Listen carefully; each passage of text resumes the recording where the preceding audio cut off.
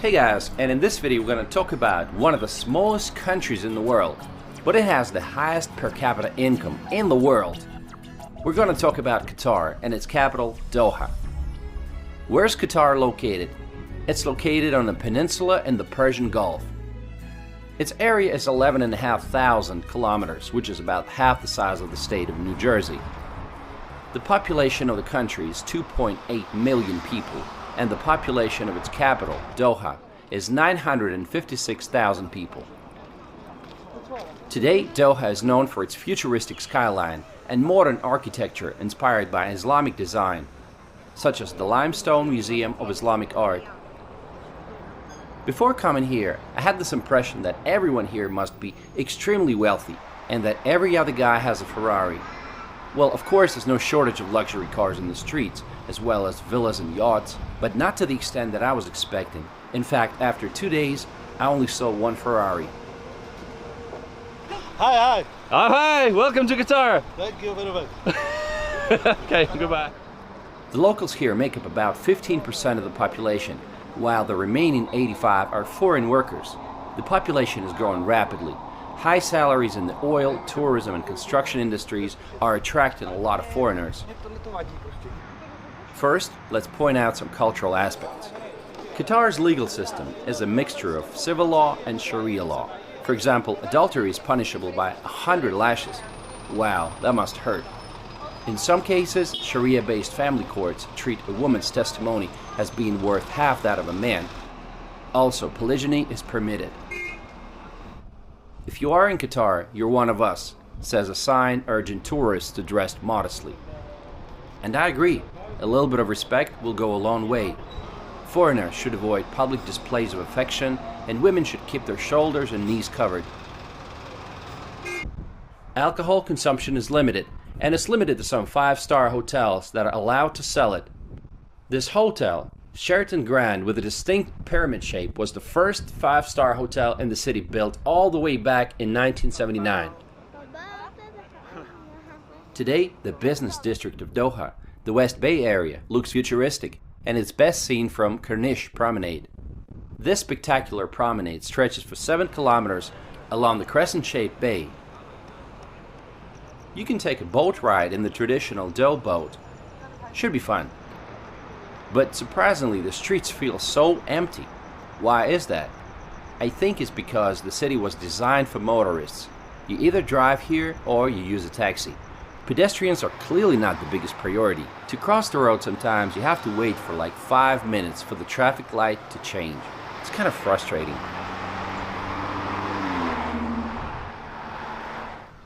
What's the recent history of Qatar? In the 19th and early 20th centuries, Qatar was part of the Ottoman Empire. Later, it was under the protectorate of Great Britain until it claimed its independence in 1971. Some 50 years ago, the main industries were fishing and pearl hunting. There is even a large oyster and pearl statue on the south end of the Corniche. But all of that changed once they discovered oil. Today, oil and gas industries account for 55% of the country's GDP. Qatar is lucky to have 1.5% of the world's proven oil reserves and 13% of the world's natural gas reserves. It's also the world's largest exporter of liquefied natural gas. Gas at the pump station is affordable. It's even cheaper than in the UAE, 45 cents per liter or $1.6 a gallon. The current Emir of Qatar is Tamim bin Hamad Al Thani, and you can see his portraits on many buildings. Actually, he's pretty young, he's just 39 years old. Those who are interested in the world news are probably familiar with Al Jazeera News Network, but few know that it was founded here in 1996 by the Qatari government. In June 2017, Qatar found itself in the middle of a diplomatic crisis when Saudi Arabia, along with Bahrain, Egypt, and the United Arab Emirates and some other countries, severed all ties with Qatar, claiming that Qatar was supporting some bad guys and military groups aimed at destabilizing the region. They closed off their airspaces, territorial waters, and land borders to Qatar. Saudi Arabia even wanted to go as far as building a water canal that would separate the two countries and actually turn Qatar into an island. Qatar denies all of those claims. It's politics, so it's gotta be controversial, so I'm not taking sides. Meanwhile, Qatar is in full swing preparing to host the greatest football event in the world, World Cup 2022. It's a huge responsibility. This will be the first World Cup ever to be held in the Arab world. Matches will be held at 8 stadiums. 7 of them are being built from scratch. But what about the alcohol restrictions, you might ask? What are the football fans going to do without beer? At the time of the championship, the sale and consumption of alcohol will be legalized, but mostly limited to fan zones. Because Doha has a hot desert climate and temperatures in the summertime can easily reach 50 Celsius, for the first time in history, the World Cup will be held in November and December. This in front of you is a giant statue of Ori, the oryx that was the mascot for the 15th Asian Games, which took place in Doha back in 2006. The stadiums will be connected by the metro, which was specifically built for the World Cup. The metro was opened in May 2019 and it's fully automated. For now it has 3 lines and 37 stations, but eventually Doha Metro will have 4 lines and around 100 stations for the entire network. Train cars have different classes: standard class, family class, and gold class. One trip in standard class costs about $50. If you decide to explore and just jump on the subway and travel a few stops away from the city center, the metro will be traveling above the ground, and all you can see from the window is the endless desert, road intersections, and oil refineries.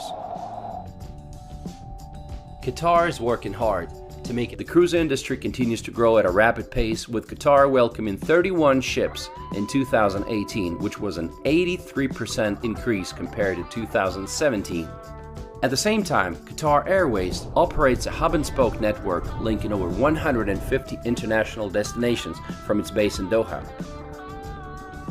So when you come to Doha, what are the sights? What are you going to do? Well, you can start off by visiting Qatar Cultural Village.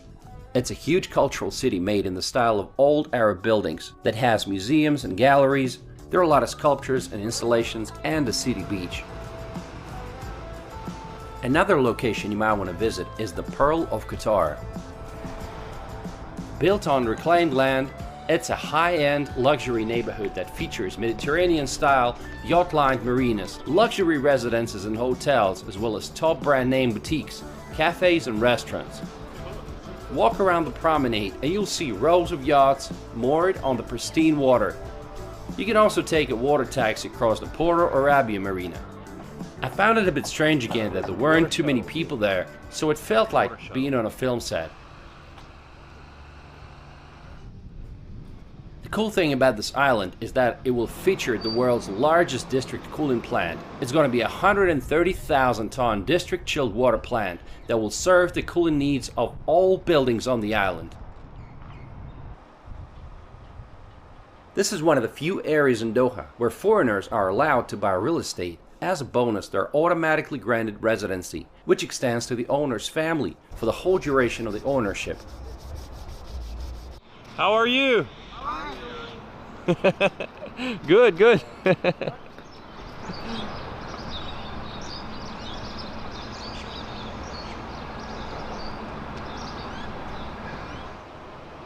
Just to give you a price range, a 2-bedroom apartment with sea view will be around $400,000 or $500,000.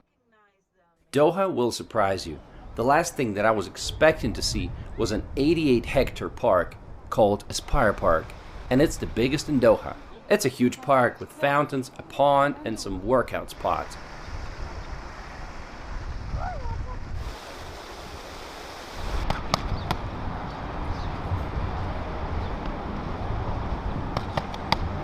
Nice boxing. Now, would you believe this is Qatar? I mean, 20 years ago this was a desert, and now you see all those parks and people exercising. Wow, that is impressive. Hi, welcome to Qatar. It's a wonderful place right here, okay? So you can enjoy a lot here, okay? Alright, best of luck.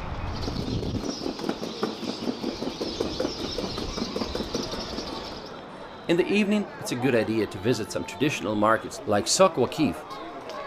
Hello, welcome to. How are you? Sharaf to. Welcome, sir. Welcome, mom. This is my favorite. Oh, your favorite? Yes. Wow. Because star is dark, on dark star is shining. I am also dark, now shining. Thank you. Okay, I am from India. You're from India, okay. Yes. It's a good place to shop for some souvenirs. It also has a lot of nice looking traditional architecture, and it gives you an idea what the city might have looked like many years ago. Prices are usually negotiable, so practice your bargaining skills. There are a lot of restaurants and shisha bars in the area. You know, it's a typical thing in this country to find a shisha bar and smoke some fruit-flavored tobacco. Across the road, you can visit Museum of Islamic Art. Calligraphy, Islamic patterns, jewelry and textiles from 3 continents make up its vast collection, with some of its items dating from the 7th to the 19th centuries. The population of the city is small, and the expat community is even smaller. New arrivals can easily make friends by taking up a sport or starting a conversation with the neighbors. Excuse me, is this a CrossFit training? No, just normal kind of boot camp training. Oh. Just like circuit training, boot camp stuff. Oh, cool. 30 seconds left. It's Warrior Fit. Warrior Fit? Warrior Fit, what's that? Yeah. A new gym opening in Laguna Mall. We do outdoor and then we'll do indoor once the gym's open. Awesome. Okay. We're just visiting for one day, so that's cool. Okay, never mind. Nice to meet you. Thanks. Okay, last 10 seconds. Shopping malls seem like the obvious choice when you want to escape from the heat. One of the most well-known is the Venetian-inspired Villaggio Mall, which has over 200 stores. However, its indoor canal is the main attraction. Here you can take a gondola ride and look up at the painted blue sky with scattered clouds. Another popular shopping mall is City Center Doha. It's the largest in Qatar. It offers a large and diverse shopping experience, and it has a multiplex cinema, a bowling alley, and even an indoor ice skating rink. Some of the favorite activities for locals include camel racing, which take place in the wintertime and spring when the heat goes down. The country is surrounded by the sea, so water sports are a must. Safari tours to the desert with dune bashing and land cruisers are also popular. Are you a tourist? My name is Sophia. I'm a tourist from Boston, Massachusetts. All right, and what brings you to Qatar? Actually a layover. I left Pakistan, Karachi this morning, and I got here 3 hours later. Now I have a 14-hour layover before I fly off to JFK. So my thought was come downtown, start at the National Museum of Islamic Art, get a kind of lay of the land from there, and then walk along the Corniche all the way to City Center, and then to the Pearl, the beach, and hopefully see a pretty sunset and do some shopping along the way. Oh, good. And then head back to the airport. Did you know much about Qatar before coming here? Literally nothing. Okay. I know the obsession with architecture and art. Right. And I have a lot of friends who are Islamic and who practice Islam. Right. So I know that that's important here. And then I read about solo female travelers in Doha specifically, which was it's safe, dress appropriately, and be respectful. Right. So I thought I'll be fine. Awesome. Well, enjoy your time. Thanks. Thank Have you. A good one. Qatar has a staggering income and very few citizens. The income from oil enables the government of Qatar to provide its people with a number of social welfare benefits. These include free healthcare and housing paid for partly by the government. Education is free, and scholarships are available to qualified students for study abroad or at the University of Qatar. The biggest challenge for Doha is the heat. Some local building companies have implemented various forms of cooling technology to alleviate the extremely torrid climatic conditions. Qatar is very safe, with low levels of even petty crime. Many people try to compare Doha with Dubai. Indeed, this comparison makes sense. Their starting points are very similar. Lots of oil money and the desert. Of course, Doha is not there yet, but the city is doing its best to narrow the gap. The construction is in full swing, and many new sites will be opened for the World Cup. Knowing how much they want to impress the world, I think it can be done. Doha is another example of how, with the right strategy in mind and the resources to back it up, you can turn any place on planet Earth, even the desert, into a thriving city of the future. And what do you guys think about Doha and Qatar? Let me know in the comments. Thanks for watching.